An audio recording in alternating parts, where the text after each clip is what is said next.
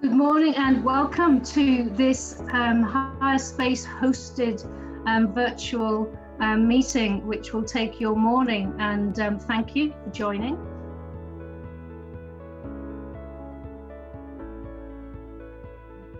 You know, I've seen an enormous amount of goodwill across the supply chain around the whole issue of cancellations and postponements and, you know, interpretation of contracts. But let's talk to people who are really in the firing line in respect of this. So we've got Jane Longhurst, as many of you will know, the CEO of the Meeting Industry Association. Hello, Jane. Good morning to you. Good morning. And also Richard, who's joined us, Richard Groves, who's a director at Smart Group. So very many venue interests that he holds. And we had a chat before we joined this session this morning about the contracts that he was seeing postponing or cancelling. So let me go to Jane first, I think, if that's okay, and let's try and dig into this topic a little bit. So, you know, Jane, in your experience just over the last 2 weeks, what are you seeing in terms of how venues are responding to the crisis? Okay. So first of all, what we've seen is cancellations or postponements of 100% across our members from April right the way through to the end of June. And I think what members are generally trying to do is work on a case-by-case basis. We've with a group of venues and agents set some best practice guidelines, and they're available for the venues to follow as a sort of overall guide, and they encourage the industry to postpone rather than cancel.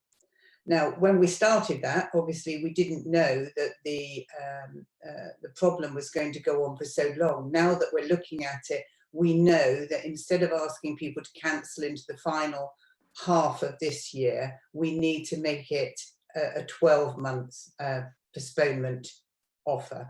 So that's what we're now asking venues to offer. Very recently, we've started. Are they able to do that? Sorry, I'm interrupting, but that's quite an important point. Are they doing that? They are, yeah. Our members certainly are. They want to keep the business on their books, clearly, that was working and working very well. What we're now seeing is cancellations coming in for the next quarter and the final quarter, because event bookers just don't have the confidence to leave their bookings in place. And whilst they've postponed once, they're now asking for refunds for the final quarter. So we need the industry working together. We need event organisers working more closely with the venues. And yeah, let's look at it on a case-by-case basis. But let's also accept that we're a symbiotic industry. We all need each other. And if by demanding refunds, we put venues in trouble, you know, what are we going to do later on down the line when some of those venues just don't exist? The cash buffer, we know, for hospitality, generally for restaurants and clubs, was only about 18 days. Well, we're almost at that point. For venues, it's probably around about 3 months, but they do need cash coming in. And I think that's important for everybody to remember. Okay, thank you. Can I just switch and ask that same question to Richard, please? Because, you know, Richard, you're absolutely in the thick of this at the moment in your business. Do you want to just share a little bit of your experience on that same question? Yes, it's been fascinating. I've been doing this for about 25, 30 years now, and we have never seen anything like the wholesale closing down of the diaries before. And it started with people being nervous about bringing people together from overseas, and so we lost quite a lot of overseas bookings, in particular the larger venues like Betsy Evolution and Illuminated Science Museum. And then the floodgates opened to everybody having a conversation about postponement, cancellation, and what they were going to be doing with their bookings either in the second or third or fourth quarters. Our view, and exactly the same as just been said, is there are two agencies in every arrangement. There's the agent who's coming into the venue, and then there's the venue themselves. Both are businesses, and both have got to continue to run through this process and out the other side. And I'm also wearing two hats. I'm wearing the venue owner hat, because Smart Group look after Best Evolution and we sell it, we market it, and we cater it, but also as a venue supplier at venues such as the Naturalist Museum, the Science Museum, and the Guildhall. It's just as a supplier, you're further down the chain, so you're not in the communications about the postponement or the cancellation. You're on the back of having no work in the next 3 months to cater for, which then has an impact on staff. So the way that we've been looking at it with all our clients who've been booking our venues is this is trying to support everybody. It's trying to support the end client to say, you can't afford to pay the whole cancellation fee. It's probably unfair in this business scenario to do that. If you're postponing, that's great. We will move your deposit through to the new period. And now people are postponing 2 or 3 times because they thought they could come back in July, but now they're saying September. Now they're even saying, let's do it in the next financial year. We try and facilitate some kind of postponement fee if we can, to say that the activity that's gone on to secure your booking to begin with is a direct cost to the company and to the venue. So, we don't want to lose the venue going forward, but having no cash flow and therefore the venue not existing. So everybody needs to slightly work together. And it's really much on a case-to-case basis. Is the client likely to rebook this event? What do the terms and conditions say? The terms and conditions are very important at this point if you're really cancelling, because you can refer back to what the cancellation terms were.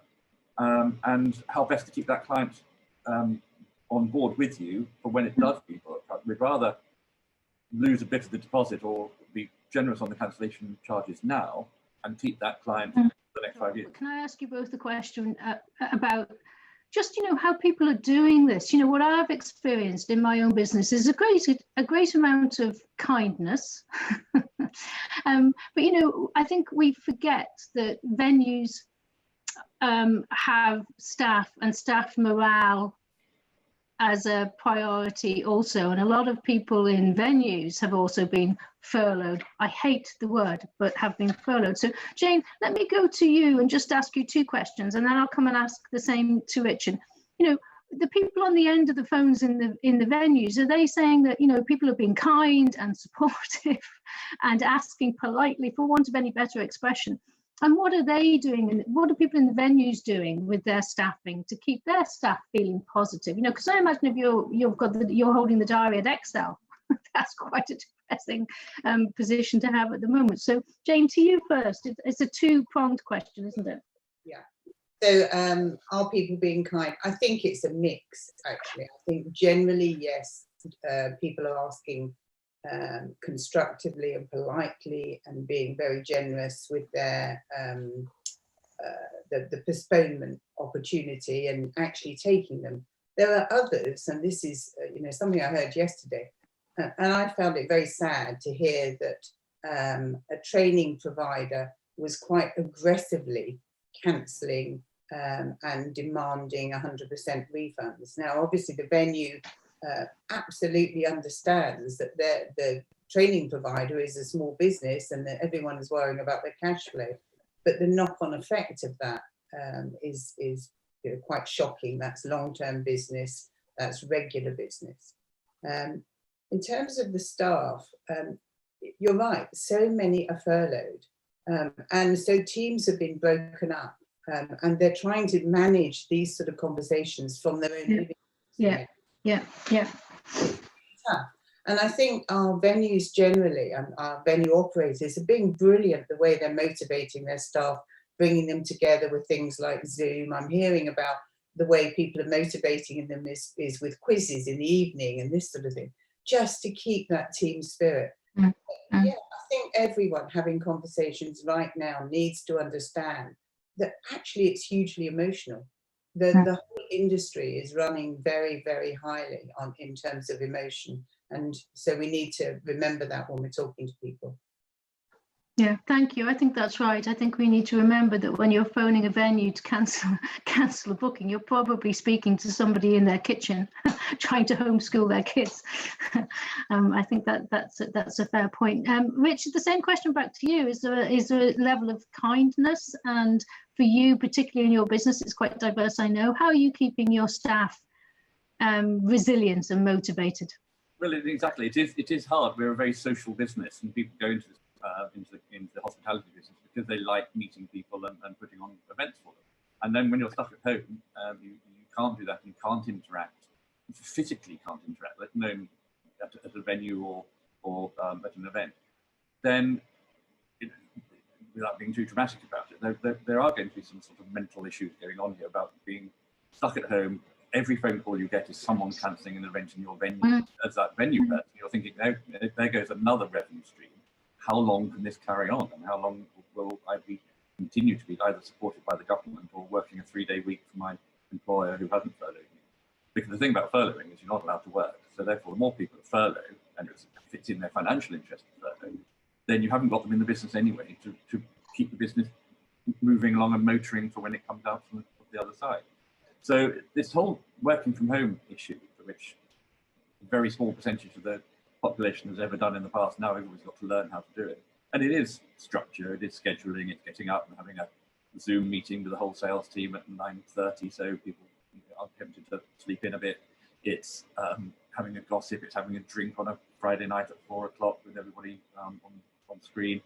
It's having chat rooms. If you forget they're out there, people are going to get very demoralized and therefore won't be working for the best interest of the company or the venue. And also, when it's about the other side, may have even left the business or may have even left the industry totally, which would be a disaster, because when this bounces back, it will bounce back, and we will need good people who've got practice and knowledge and experience. Yeah, we still have Martin, don't we? Martin, you're still online, aren't you? Have you heard any particular feedback from people on the venue side of this cancellation process and how they're keeping spirits up? I've heard, well, probably a different set of circumstances for every venue, I'm afraid. I think, yeah, as Richard says, it's when people are furloughed, they can't work and they feel it's very easy to feel isolated and the business is moving on without them. So I think generally people are just trying to keep their spirits up, make them still feel involved, that they're part of it, that their furloughing is not in vain, if you like. It's I think there's a lot of heartwarming stories to come out of this. Okay, we can send them to you. And you'll write them up, will you? I think it's important that there's the positives are highlighted as well. And I think we are working in quite a creative way, but I think Jane makes a good point. There is a codependency, isn't there, Jane? We have to preserve the relationship, don't we? Otherwise it won't be there in the recovery. That relationship, not just for a venue, agent, booker relationship, but all of the suppliers. You know, it's a massive industry, and as Michael said, 700,000 jobs. I think that's just the venues, without everything else that we touch. And so many of them won't exist if we don't look after each other now. Yeah, good point. Good point. Thank you, Jane. Ed, is there anything coming into the Glisser room that we need to, questions that we need to answer before we let these good folk get on with their day? Yes, absolutely. Aside from one complimenting Richard's dog, there's always the dog. So there's a couple of practical questions that have been upvoted. One is, how are venues dealing with clients who refuse to pay cancellation as the venue is now closed and we couldn't accommodate the event? And the second one is, many agencies are now asking for commission up front. As venues, should we be flexible here? Okay, does anybody want to put their hand up for that question, or shall I pick somebody? I think the flexibility thing is important, Jennifer. We're all in it together. This is no one's fault. And then some, right at the beginning, when the government was actually shutting venues, so when the V&A shut, that meant no events to the V&A. It wasn't anybody's decision not to hold that event. So that's when you look at your T&Cs, that's when force majeure kicks in. But the flexibility of event, perhaps the evolution is open for business if anybody wanted to come and do an event there. We actually did a car filming advert thing last week, just because there's a very few number of people, and they took the decision that this was safe within the rules that last week we were working under. But it's the longer term. It's the case by case, as I said before. These clients will be our clients in the future. I've been through about 3 recessions and rather business disruptions.